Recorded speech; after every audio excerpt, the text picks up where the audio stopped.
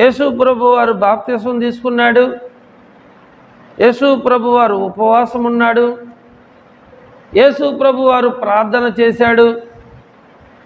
ప్రభువారు ఏం చేస్తూ ఉన్నాడో ఆయన బిడ్డలముగా మనం కూడా అదే చేయాలి.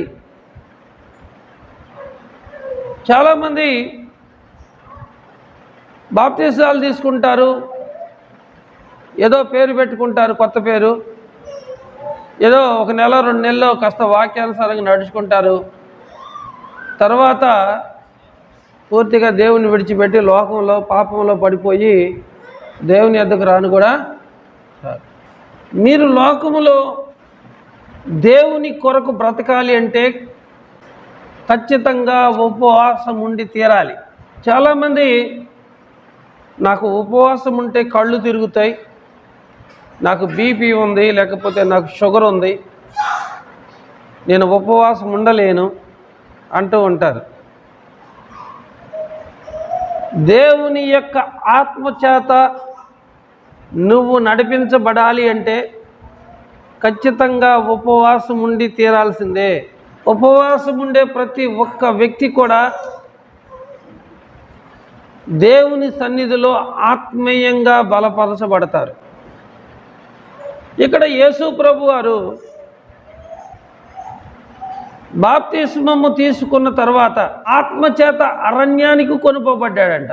సాతాను మీద జయం పొందాలి అంటే ఉపవాసం ఉండాల్సిందే. నేను పాటలు పాడుతున్నాను, నేను ప్రార్థన చేస్తూ ఉన్నాను, నేను దేవుని సన్నిధికి వస్తున్నాను అంటే కాదు, ఖచ్చితంగా నీవు దేవుని సన్నిధిలో ఉపవాసం ఉండి ప్రార్థించాల్సిందే. అలా నువ్వు ఉపవాసం ఉండి ప్రార్థించినప్పుడు ఖచ్చితంగా ఈ లోకములో ఉన్నటువంటి సాతానుడి మీద, పాపం మీద, ఈ లోక ఆశల మీద ఖచ్చితంగా నువ్వు జయం పొందుతావు. లేదు నేను ఉపవాసం ఉండలేను, నేను దేవుని వెంబడిస్తానంటే నీ ప్రయాణము అంత మట్టుకు నీ ప్రయాణము కొనసాగదు. ఖచ్చితంగా నువ్వు ఉపవాసం ఉండి తీరాల్సిందే. యేసు ప్రభువుని చూడండి, నన్ను చూడొద్దు, నా మాటలు వినొద్దు, యేసు ప్రభువుని చూడండి. యేసు ప్రభు వారు ఏం చేశాడో మీరు అది చెయ్యండి.